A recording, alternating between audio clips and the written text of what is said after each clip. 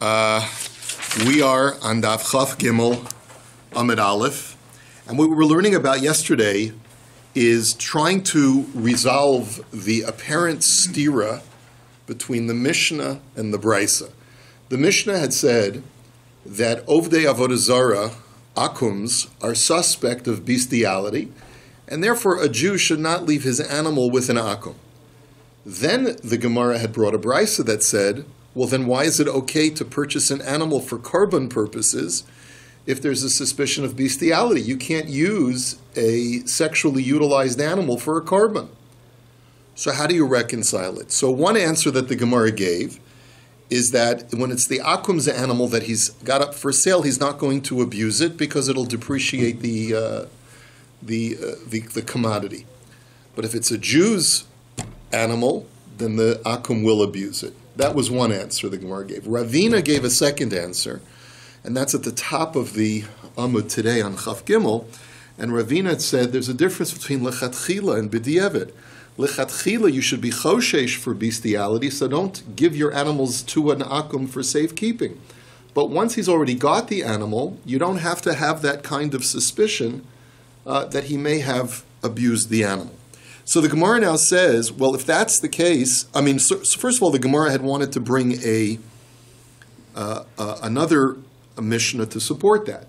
The Mishnah had, our Mishnah, the very same Mishnah that we're learning now, said that a woman is not allowed to have yichud with an akum because we're worried about that he's going to abuse her sexually.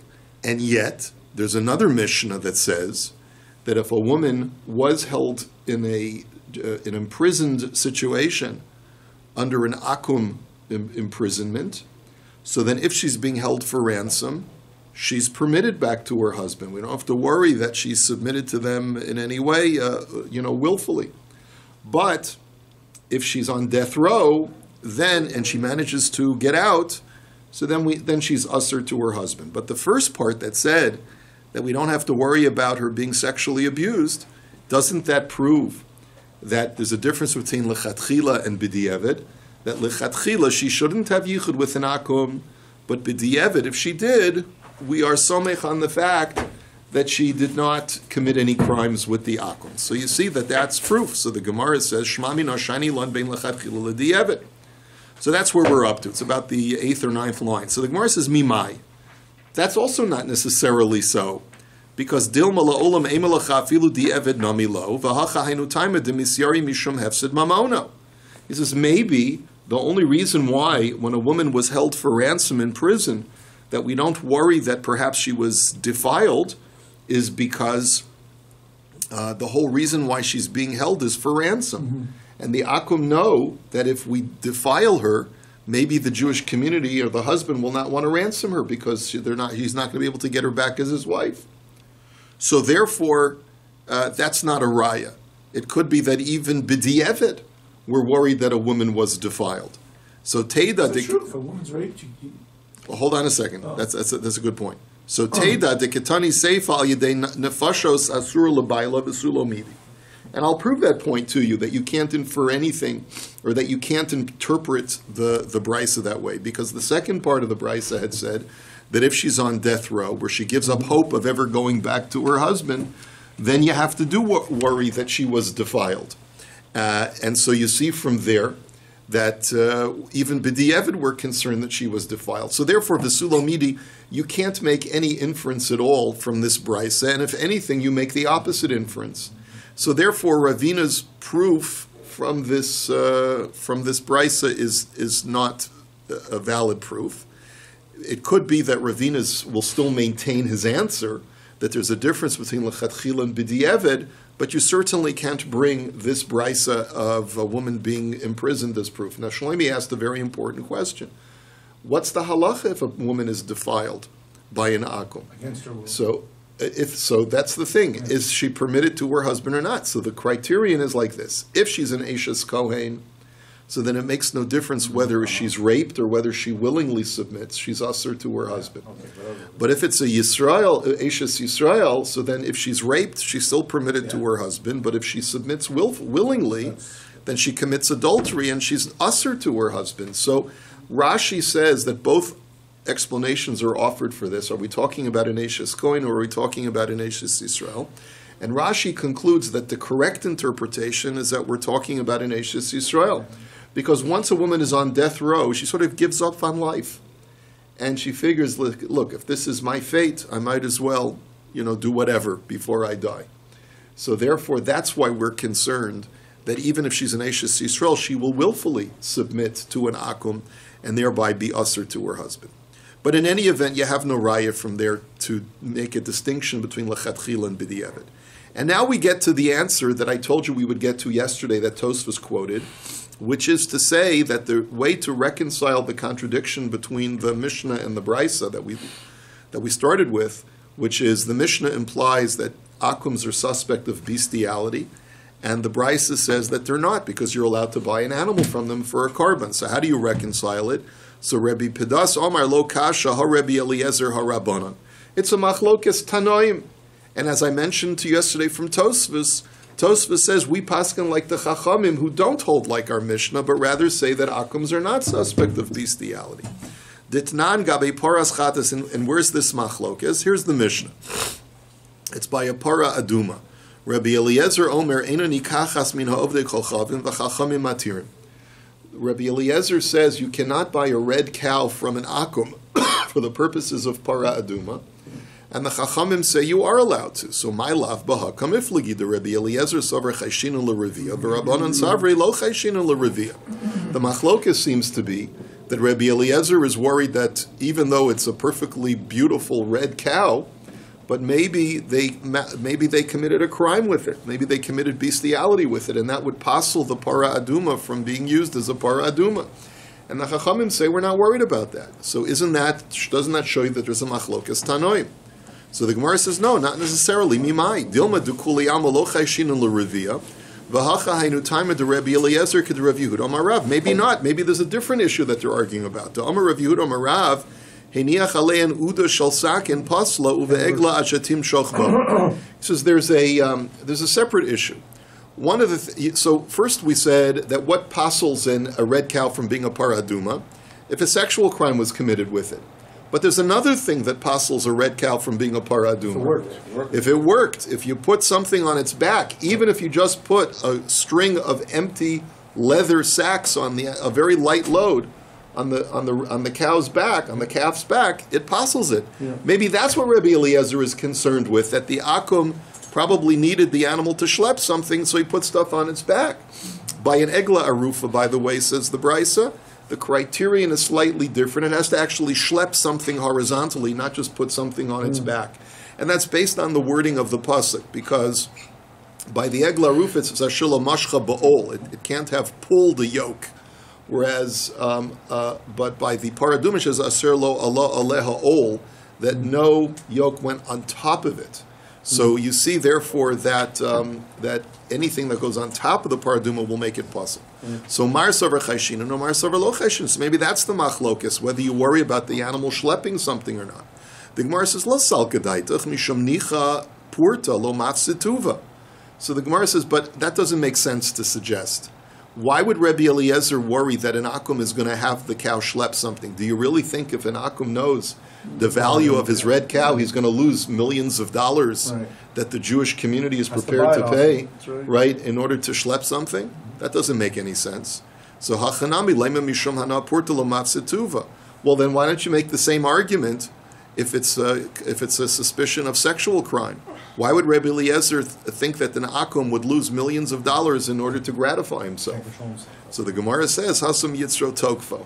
The answer is he can't control himself. Sometimes he gets so overpowered with the Yetzer Hara that even if it means millions of dollars of loss, he'll do it. So that maybe is the machlokas. V'dilma dukuli alma lo chayshinu l'revia v'acha hainu taima de Rabbi Eliezer kidatani shila. But 1 second, says the Gemara, maybe the machlokas, but between Rabbi Eliezer and the Chachamim, is not at all about a suspicion of bestiality, but maybe it's the way that Sheila taught the Brisa. Tani Sheila, my time of the Rabbi Eliezer, Daber b'nei Yisrael v'yikchu elecha. B'nei Yisrael yikchu v'enov the Chachamim yikchu. That he learns that Rabbi Eliezer prohibits you from buying a red cow from an akum, not because of any suspicion that he did something wrong, but rather it's a Gezeras HaKasav. The Torah says, speak to Bnei Yisrael and purchase a para aduma. And from there you learn that you can only purchase a para aduma from a Yisrael. You can't purchase a para aduma from a goy. Disqualified. He's disqualified, even if the animal is pristine. Wow. Do we hold like that? What do you mean we hold like that? I haven't had to paskin a shayla on a para aduma in my life. In a long time. I meant they bought it from. I don't know. Take a look at the Rambam. I mean, I'm just saying. In other words, Rambam. 1 second, we'll get there. We'll get there. Just be patient. We have the whole mice of the guy who wouldn't wake his father. Be patient, I said. Why you? Don't hakmir nikachainik. We're getting there. Right? So the Gemara says, lo sal kadaitach. So the Gemara says it doesn't make sense to say, like Sheila tried to teach, that the machlokas has to do with whether or not you could purchase from a goy. The Katani Seif of V'chein Haya Rabbi Eliezer Posel B'chol HaKorbanos, because Sheila also taught that Rabbi Eliezer says not only can you not buy a para aduma from a goy, you can't buy any sacrificial animal from a goy, which is a big chiddush. Kulan, kol kanos kulan. V'isal kadaitach kedetani Sheila bishlam apar ksiv bakicha elokulu karbanas kicha ksiv bahu. And that doesn't make any sense, because it's one thing to tell me based on the language of the pasuk by paraduma, v'yikchu elecha, they should purchase, right, from a Jew, but there's no v'yikchu verb mentioned by karbanos to imply that. So the Gemara is really suggesting we can't accept Sheila's pshat as the real explanation of the machlokes between Eliezer and the Chachamim. We said a couple of days ago that we're allowed to buy the animal. It's the pasha. It said right there. Yeah. Because the guy won't ruin it. No, so he I'm wants saying, to sell it. yeah, but I'm saying so. But maybe the Gemara says that only goes according to the Chachamim, but according to Rabbi Eliezer, not. But the Gemara says it doesn't make sense. There's no pasuk to even intimate that. So the Gemara now says v'dilma ad kan lo pligi rabbanon alei de Rabbi Eliezer ela bepara de dameha yakarin avol bishar karbanos module. But wait a minute, let me argue something else. You're telling me that the same machlokus between Rabbi Eliezer and the Chachamim by para aduma exists by other karbanos, by other sacrificial animals, and that would explain the discrepancy between the Mishnah and the Brisa, that the Mishnah goes according to Rabbi Eliezer, and the Brisa that says that you could purchase sacrificial animals from an akum is because even, we don't suspect of bestiality. But maybe the Chachamim only say that we don't have suspicions of bestiality only when you're purchasing a red cow for a paraduma. Big money. Because there's big money. And the goy will for sure not do any hanky-panky with the animal, because he's going to lose millions of dollars. But maybe if it's just selling a simple sheep or a goat, maybe the Chachamim would agree. So the Gemara says, wait a minute. But that doesn't make any sense, because if that were the case, then what are you going to do with the Brisa that we saw yesterday? The Brisa says you could purchase sacrificial animals. If you're telling me everyone holds that there's suspicion of bestiality, then who is that Brisa going to go according to? So that's not going to help us. Va'o Tanya behedja, and furthermore, I'll prove to you that the Chachamim who disagree with Rabbi Eliezer don't just disagree with him vis-a-vis the para aduma, but with all sacrificial animals, because it says in the Brisa, "My osivu le chavroi le Rabbi Eliezer." Look, Rabbi Eliezer's colleagues challenged him. He said, "You can't purchase a para aduma from an akum because of the pasuk, so or because of bestiality, however you're going to learn." So you know what they challenged him? They said, "Kol tzon kedar yikav tzulach." There's a pasuk in Yeshaya that says all of the sheep of Yishmael, of the Arabs, will be gathered to you. Elei nevayos yesharusunech, the rams of Nevayos will serve you. Yalu al ratzon al mizbechi, and they will be used on the mizbeach. So you see very clearly that you, Rabbi Eliezer, must be mistaken, because you can use all akum's animals for karbanos. So you see very clearly that in the arguments that the Chachamim make against Rabbi Eliezer, there is no distinction between para aduma purchases and sacrificial animal purchases. And therefore that suggestion that you just made can't possibly be true. is this in the future? Could this possibly be referring to the Yom Mashiach? It is referring to Yemot So HaMashiach. maybe those at a different time of. No, but in Yemot HaMashiach, we're going to be buying animals that the Goyim used to use for bestiality purposes. That's the Before the. yeah before Mashiach came. So ad kan lo pligi ela b'chishasha aval hecha devadai rava pasla shmamina depara kadshe mizbeachi. So now the Gemara says, okay, fine, let's move on in our discussion. You just told me that you're working under the assumption, like Rabbi Pedah said, that according to Rabbi Eliezer, animals the akum is suspect of bestiality, and according to the Chachamim, he's not. And we wanted to prove it from the point that they argue about whether you can purchase a para aduma from an akum. But that implies that the stringencies that apply to sacrificial animals apply to a para aduma animal. And it seems like you're suggesting that a para aduma has the status of kedushas haguf, or kadshe, what's called kadshe mizbeach, intrinsic holiness. You see, there's two types of holiness of commodities that are dedicated to the temple. One level is kedushas haguf, or kadshe mizbeach, where it's designated for the altar, and one is a lower level kedusha, where it's just designated for general donations to the temple. Now, the difference between the two, Right? yeah, bedek habayis. Yeah. The difference between the two is very important. Kadshe mizbeach is not subject to willy-nilly redemption. You can't just trade that as a commodity, as just some financial instrument. If it's designated for the mizbeach, it retains its kedusha unless it develops a mum. And if it develops a mum, then you can be poda it, because it's no longer usable. But by kadshe bedek habayis, if someone donates a bar of gold, I don't have to use that specific bar of gold for the Beis HaMikdash. I could trade it, I could sell it, and so forth. So you're assuming that a para aduma has kedushas mizbeach, is kadshe mizbeach, and that's actually debated. So here you're taking sides and saying that whatever would disqualify a korban would disqualify the para aduma. How do you know that? So the kadshe bedek habayis mi mifsala b'revia, because I'll show you that if it has the status of kadshe bedek habayis, it would not be disqualified by being used for sexual purposes.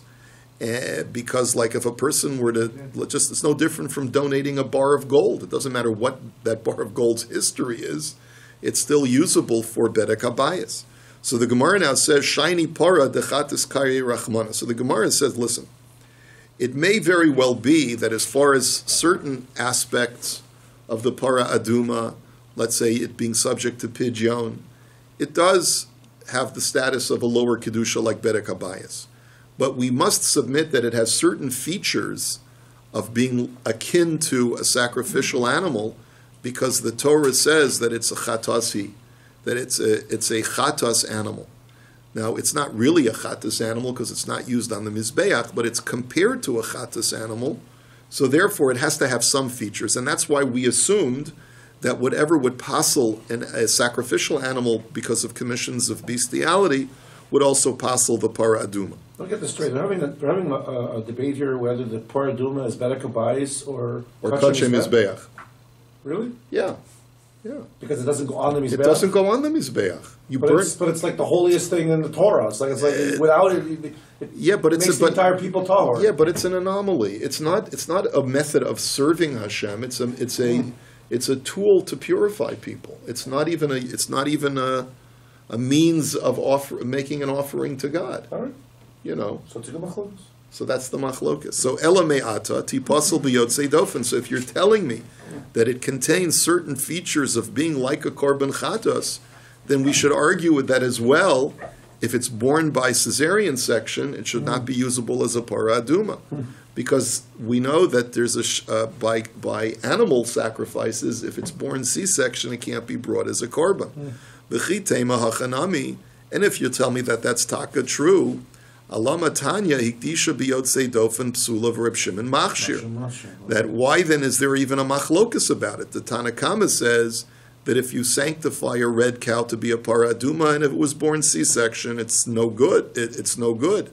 But Rabbi Shimon says it is good. For all animals, or just the para aduma? No, this is for the para aduma and for other karbanos. Oh wow! So the question is, why does Reb Shimon say that it's kosher if you're telling me that it has the feature of a korban chatas? Maybe you'll tell me, well, Reb Shimon has a different shita when it comes to living creatures that are born by C-section. Because Reb Shimon holds that in Maseches Nida, if a woman has a child via C-section, that child will render the mother tameh as if she had had a vaginal birth. The Chachamim argue with that. So you see that according to Reb Shimon, a child born by C-section is no different from a child born normally. So maybe that's just Reb Shimon l'shitaso, and he would say that all karbanos, even if they're born by C-section, all animals, even if they're born by C-section, are kosher for karbanos and for para aduma. But you can't say that because v'ha'amar Reb Yochanan moda ha'Reb Shimon le'inin kadshim she'eno kadosh. But that's not. Reb Yochanan said explicitly that Reb Shimon only holds that din of C-section births only by human births, vis-a-vis the laws of tumah of the mother. But when it comes to sacrificial animals, he agrees that an animal born by C-section is not kosher for a korban. So why then does he say that a para aduma born by C-section is kosher if it has that feature of being like a korban chatas? So ela shiny para hol umum posel ba devar erva v'avodah zara nami posel ba. So the Gemara says, so I'll tell you the real issue. The real issue is forget about whether para aduma is more like kodshe mizbeach or more like kodshe bedek habayis. We have no resolution on that question. But it'll still be possible if acts of bestiality were committed with it, because the Torah says that if the animal has a mum, it can't be used as a paraduma. And a mum that is equivalent to having acts of erva, a sexual act committed with it. And how do we know that? The Torah places the act of hashchasa, of corruption, it makes it equivalent to a mum, a blemish. And what does the word hashchasa mean? V'tana devei Rabbi Yishmael, kol malkum shnemer hashchasa, eino ela devar erva v'avodah zara. The word verb hashchasa refers specifically to either sexual crime or avodah zara. Devar erva dichsiv ki hishchiz kol basar es darko al haaretz. And how do you know that it has to do with sexual crimes? Because before the mabul, that's what the verb that was used, and we know that that was the crime that they were found guilty of. V'avodah zara dichsiv pentash chisun v'asisem lachem pesel. And avodah zara is also associated with the verb of hashchasa, because the Torah says, lest you become corrupt and you fashion for yourselves an idol. Fine. And this is therefore the last line of the answer. And therefore, regardless of whether it's kodshe mizbeach or kodshe bedek habayis, the fact that the Torah disqualifies it for having a mum means that the Torah also disqualifies it if it was used for bestiality. I thought for the Mabul, the Makah Patish was Hamas. It was. That was the Makah Patish. But that's not what the word hishchis means. Hishchis in the pasuk refers. Take a look at Rashi. You'll see it refers specific Rashi on Chumash. It refers specifically to Gili Arayas. So Gufa, Tani Shila, my time at the Rabbi Eliezer Dichsiv Daberl Bnei Yisrael v'Yikchu Bnei Yisrael Yikchu V'Enov Dekochavim Yikchu. Okay, so even though we've rejected Shila's interpretation of the Machlokas, remember Shila had said that the reason why Rabbi Eliezer holds that a paraduma cannot be purchased from an akum is because of the Gzeras HaKasav, that you can only purchase, the Beis HaMikdash can only purchase a para aduma from a Jew and not from an akum. Right? And even though we rejected that as a valid interpretation, but we want to revisit it for a second because it's worth discussing. So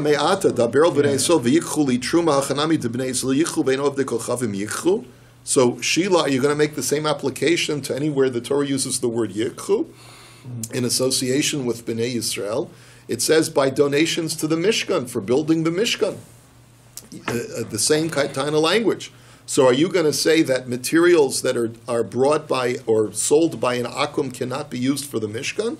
If you're going to say yes, V'hamar Rav Yehuda Amar Shmuel, Shalu is Rabbi Eliezer at Heichen Kibbut Avain. So this is where we get to. I told you to be patient. You'd see it. So this is the famous Gemara in Kiddushin. What about the story that they asked Rabbi Eliezer, how far must one go in the mitzvah of Kibbut Avaim, of honoring one's parents? And Amar Lahem, Tse'u Ura'u Ma'asa Avi Kol Chavim Echa La'aviv Ba'ashkelon V'dama Ben Nesina Shemo. See how far it goes based on what this Akum did for his father in Ashkelon. And this Akum's name was a righteous Gentile. His name was Dama ben Nesina. Pamechas bikshu mimenu avonim le'efod b'shishim ribo schar.